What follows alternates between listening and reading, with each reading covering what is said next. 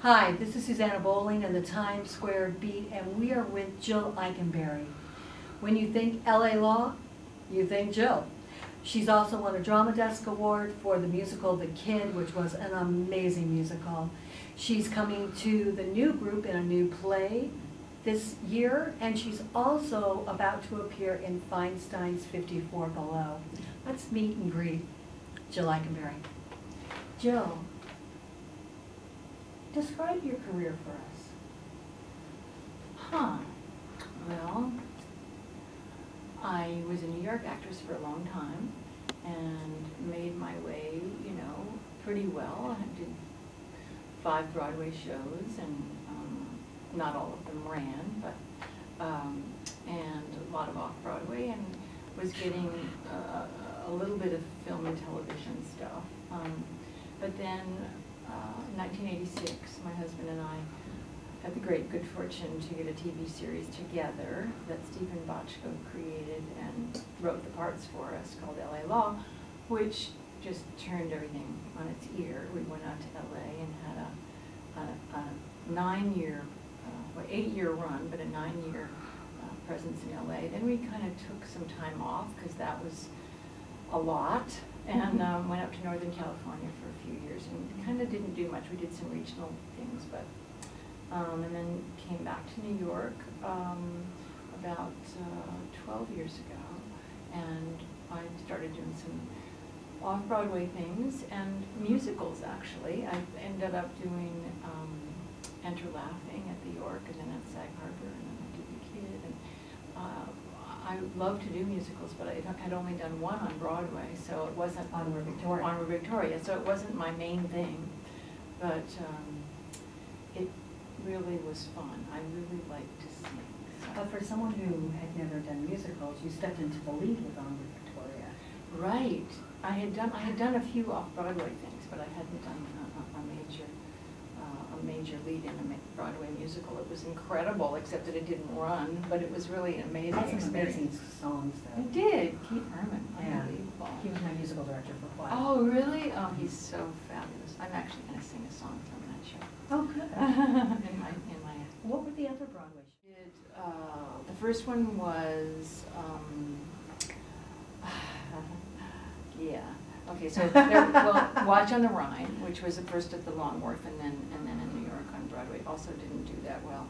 I did All Over Town, that Dustin Hoffman directed by Murray Schiskell, and that was a hit. It ran for 9 months with Cleavon Little. It was fabulous.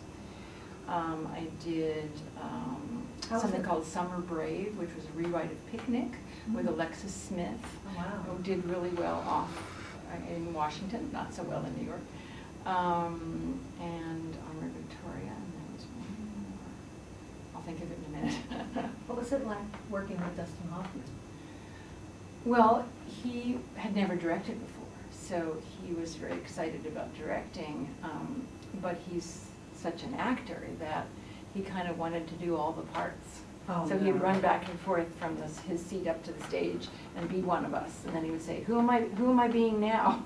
But it was a hit. I mean, he knew how to make it work, and it did. So it was great. Skipping subjects, you also ended up working with Dudley Moore and Arthur. I did. So after the Broadway time, I started to do a few movies, and Arthur was one of them. And it was, again, I hadn't done much film, and it was quite a treat to work with Dudley and with Liza. And Dudley is as charming off-screen was as charming off-screen as he was on-screen, and so I got the rare privilege of driving out to Long Island with him and hearing all his stories, and we became friends. And we worked together one other time in a Showtime thing, so it was really tough when he got that awful disease. What is the highlight of your career? I mean, I know LA Law would seem to be the natural choice, but is there a moment that defined when you knew things were really great? I think the best experience I ever had was doing Eccentricities of a Nightingale, Tennessee Williams play, at Playwrights Horizon's Queens Theater. They had a theater in Queens, and I was doing it with a woman director.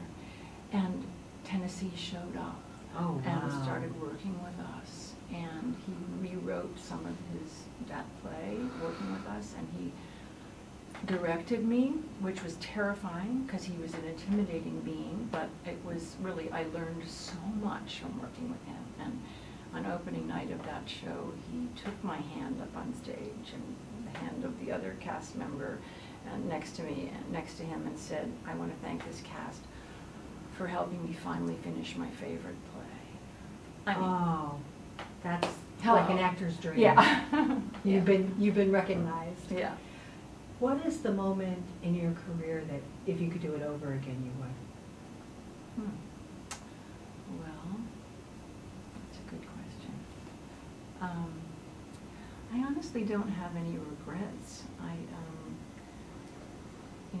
I did a production of the primary English class in New York off Broadway that Diane Keaton had started in, and it was a huge, huge thing to learn.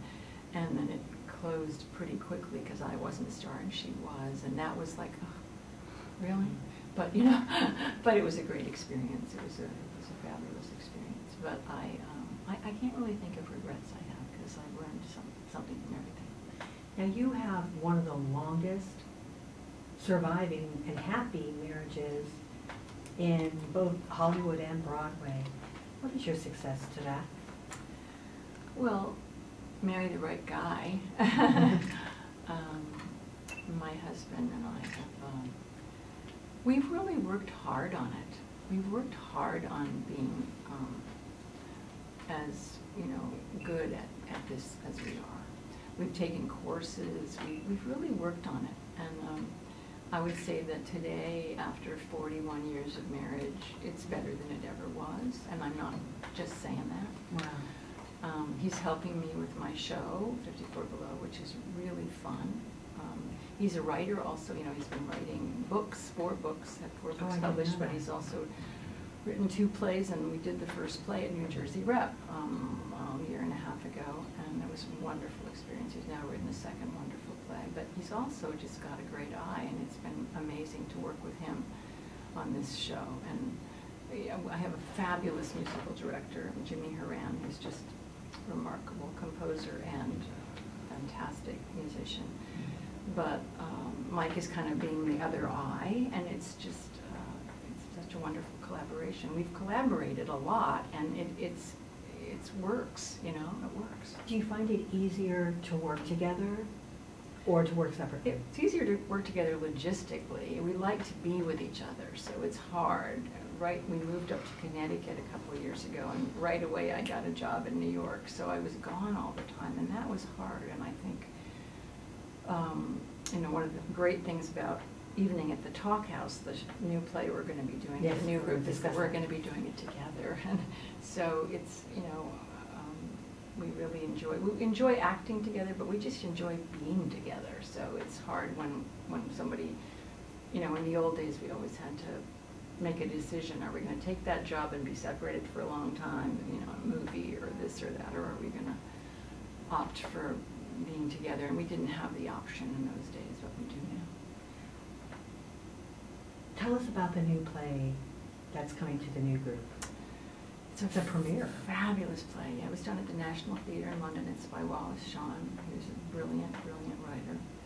And Scott Elliott is directing, and it's got a wonderful cast. And I feel like it is incredibly relevant to what are the state of things right now.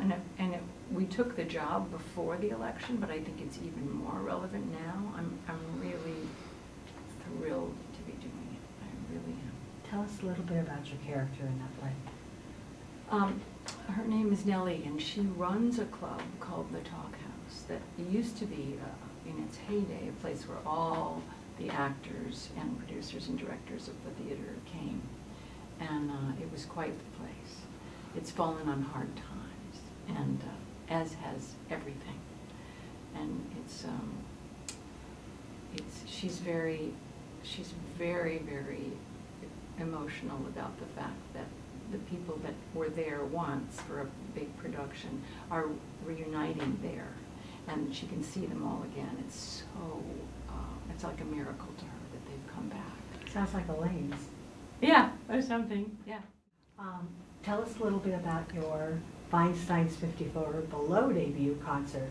It's not really your debut because you sang in the Onward Victoria. Right, I've been at Feinstein's last summer for Onward Victoria sort of mini concert.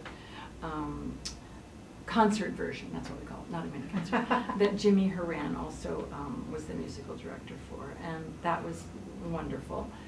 And Keith played for me for the song that I sang, and it was fantastic. But Jimmy at that time said to me, you know, you should do a solo show. And I have never done one. I've done an act with my husband.